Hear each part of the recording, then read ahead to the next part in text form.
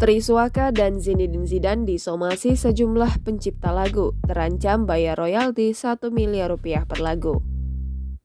Permasalahan yang menimpa Triswaka dan Zinedine Zidane tak berhenti di kasus mengejek gaya bernyanyi penyanyi senior seperti Andika Kangen Band. Forum Komunikasi Artis Minangkabau Indonesia kini melayangkan somasi kedua kepada Triswaka dan Zidane. Somasi pertama sebelumnya telah dilayangkan, tetapi ada beberapa poin yang dianggap Forkami masih terabaikan.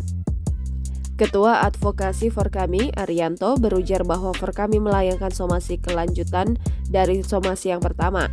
Sementara di poin kedua, Arianto menambahkan meminta Triswaka menghitung royalti kepada seniman-seniman yang lagunya dipakai selama ini. Arianto menilai pihak manajemen Triswaka seolah mengabaikan beberapa poin lain dari somasi pertama selain permintaan maaf. Arianto menyebut ada 8 hingga 10 penyanyi dan pencipta lagu asal Minang yang menyetujui somasi tersebut. Meski begitu, Arianto menyebut pihaknya tetap membuka pintu mediasi kepada manajemen Triswaka.